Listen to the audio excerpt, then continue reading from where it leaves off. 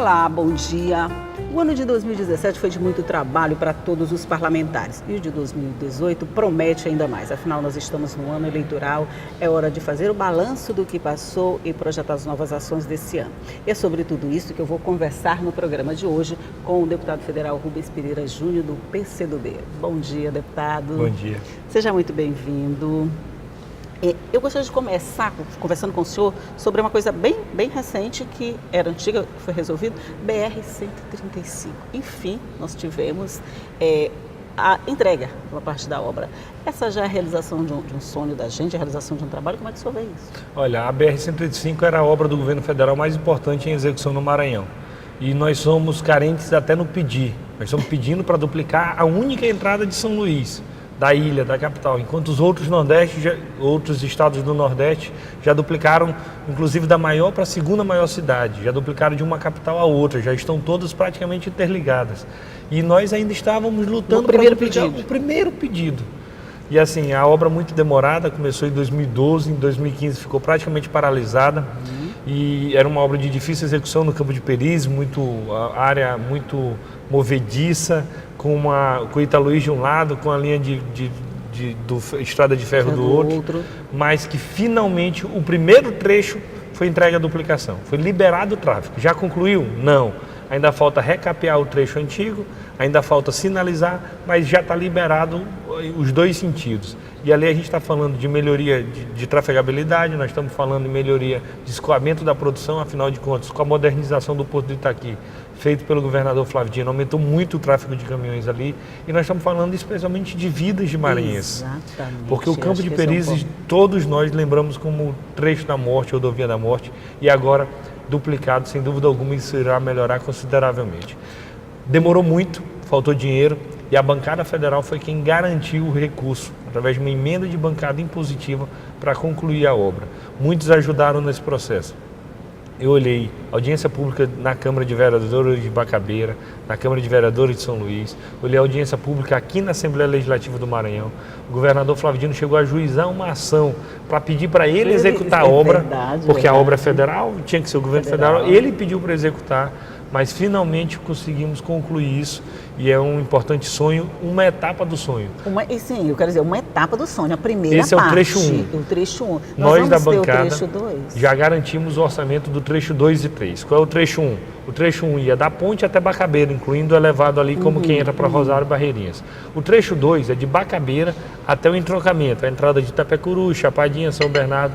Esse é o trecho 2. E o trecho 3 vai do entroncamento até Miranda. Então, até Miranda já tem orçamento garantido, já tem a empresa contratada, a licitação já foi feita, já tem obra em execução.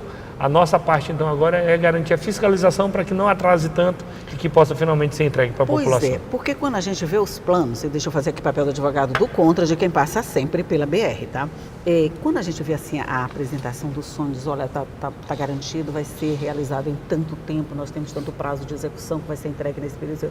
Mas no meio do caminho tem tanta pedra que a gente fica pensando o que foi que aconteceu, se os recursos estavam garantidos, se o prazo estava determinado, se o cronograma estava indo certinho. Porque a gente vai ter, a gente pode sonhar com esses dois trechos a mais, deputado? Pode sim. Desde que eu assumi a coordenação da bancada, eu vinha dizendo o prazo que esse trecho 1 seria cumprido, e ele foi. Muita gente não acreditava, disse, não, o trecho 1 também não vai, isso não acaba nunca mais. E a inauguração, a liberação do trecho é uma prova de que, de fato, quando há orçamento, quando há fiscalização, quando há contrato, nada impede que isso seja executado. Então, nós garantimos o mesmo empenho, a mesma determinação na fiscalização, na cobrança. Se nós percebemos que qualquer uma das duas empresas estão com a obra mais lenta, nós vamos fazer as notificações para o DENIT, nós vamos denunciar junto ao Tribunal de Contas da União, nós faremos a nossa parte. Não nos cabe aqui agora de debater, por que demorou tanto? Mais do que procurar culpado, a gente quer olhar para frente. O senhor falou numa coisa interessante aí, coordenação de bancada. Essa é uma tarefa sua. Seu primeiro mandato, coordenação de bancada. Não é uma tarefa muito grande assim? Como é que o senhor vê essa responsabilidade tão grande para o senhor? É um deputado jovem, está no primeiro mandato. Como é que equaliza essa coisa? É uma tarefa grande e razoavelmente nova, recente, porque até o mandato passado nós tínhamos o mesmo coordenador há 8 anos, que era o deputado Sarney Filho. Nesse mandato nós resolvemos instituir o rodízio. Então todo ano nós temos um coordenador diferente, para cada um dar a sua oportunidade de trabalhar, mostrar o que pode fazer e o que não pode fazer. E com isso, com o rodízio, eu fui eleito no ano passado, numa votação fechada, foi apertada 11-9, mas que nós vencemos e que o nosso mandato encerra agora em abril sem direito à reeleição. Ah, você não tem direito à reeleição? Não. O senhor não vai ser o próximo líder da bancada. Nós decidimos que o mais importante era o rodízio. Se alguém for bom, o povo saberá avaliar, renova seu mandato e tem a oportunidade de ser coordenador na próxima legislatura. Agora, fico feliz que com esse nosso tempo à frente, este nosso ano, nós conseguimos 3 importantes feitos, dentre tantas lutas que nós fizemos. A duplicação efetiva do trecho da BR-135 no Campo de Perez. Muitos lutaram, por coincidência, por bênção divina, o que quer que tenha sido, saiu justamente quando a gente está à frente da coordenação. Amém. A segunda foi o primeiro metro de asfalto da BR-226, que liga Timon a Presidente Dutra. Faltam 100 quilômetros serem asfaltados. É aquilo que eu te falava. A gente é tão pobre que a gente está pedindo para asfaltar uma BR no Maranhão. 100 quilômetros que não são. Olha, quem passa toda semana na BR sabe como é ruim conviver com a poeira, que aí tem assalto por conta do trânsito lento, que piora o escoamento da produção. A gente está pedindo para ser asfaltado. O primeiro metro de asfalto que aconteceu foi agora, também com a gente à frente da coordenação. E a gente vem fazendo cobranças sistemáticas. A obra lá está demorada. Em 2 anos asfaltaram 2 quilômetros, está pouco. Começou, mas tem que avançar mais. Tomara que não seja 1 quilômetro por ano, né? Tomara também que não. Tá e a terceira etapa foi justamente conseguir. A primeira vez que uma emenda de bancada impositiva vai ser destinada para o governo do Estado. Ninguém aguenta mais aquele negócio, não vou botar para o governo porque ele é de um partido contra o meu ou a favor do meu. Não, nada disso. Nós direcionamos para o governo do Estado para ser investido na saúde e o governador assumiu o compromisso que iria repassar para os municípios, além de ajudar os hospitais macro-regionais e a questão da hemodiálise no nosso Estado. Isso só para citar 3, né? Mas nós vamos fazer um rápido intervalinho, daqui a pouco a gente volta para continuar falando com o deputado sobre esse trabalho todo. É um minuto só, eu volto já já.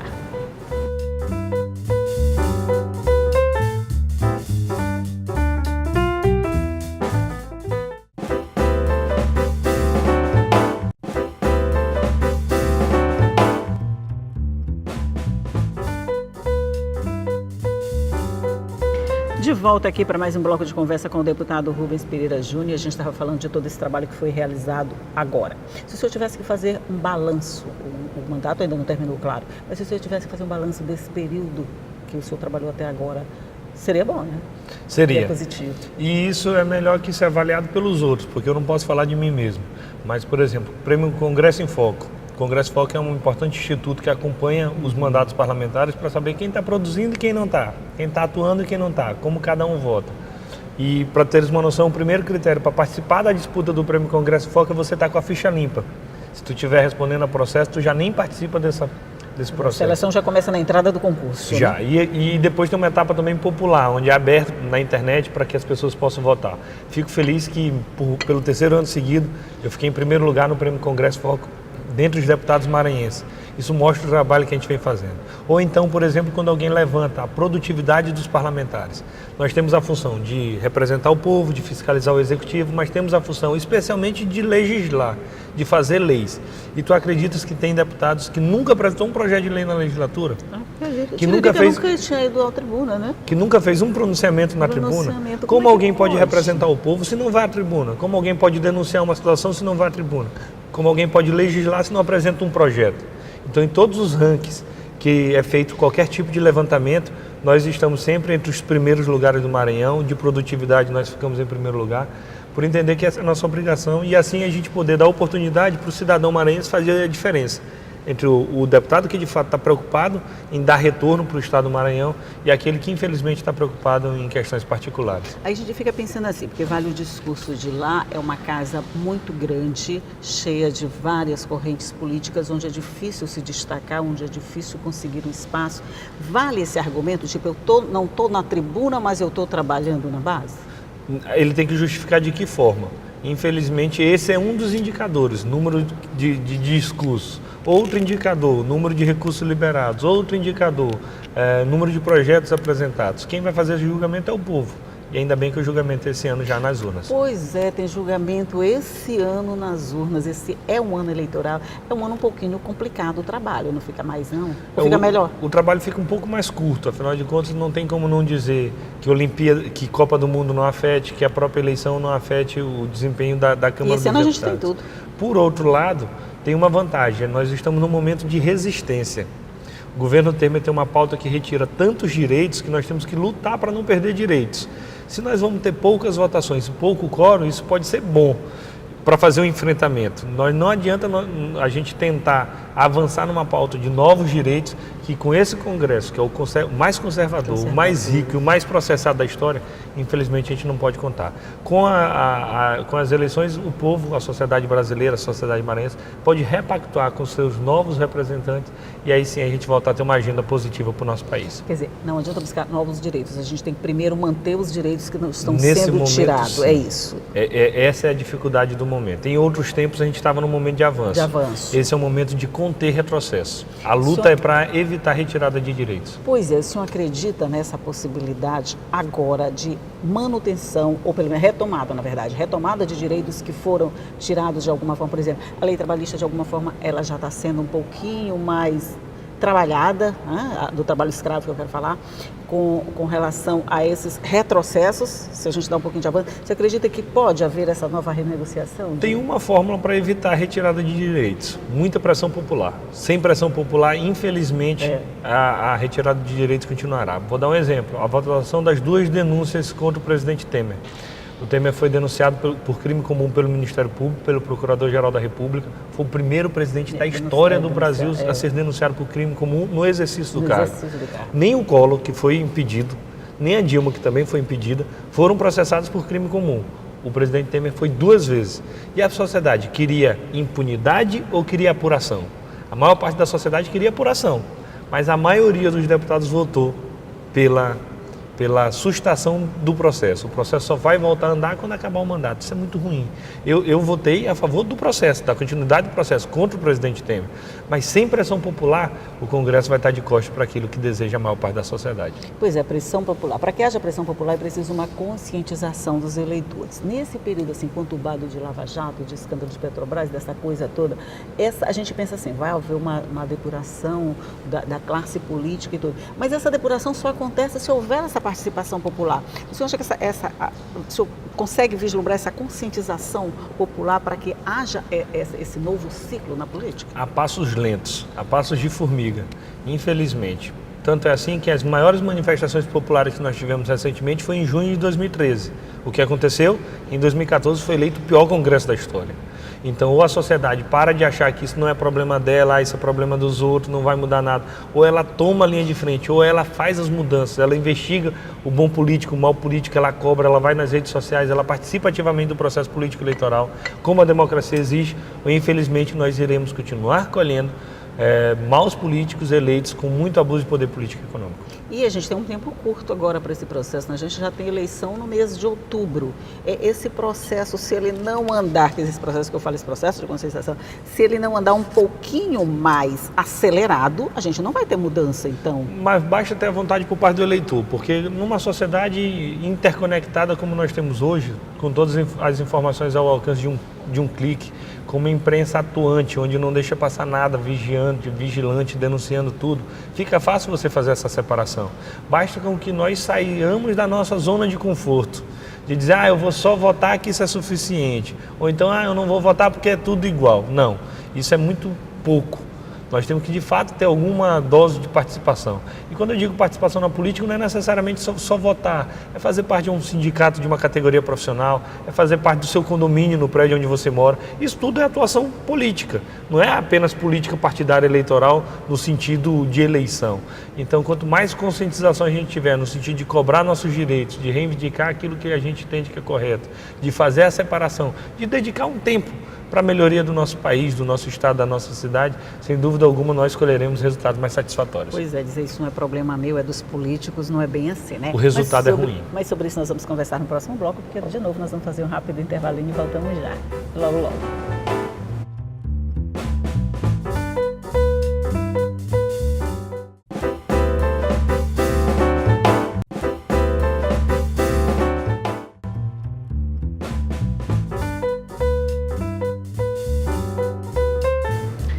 volta aqui para o nosso último bloco de conversa com o deputado Rubens Pereira Júnior. A gente está fazendo uma análise dessa situação toda. Aqui, por exemplo, na Assembleia Legislativa também nós estamos num período de mudança, né?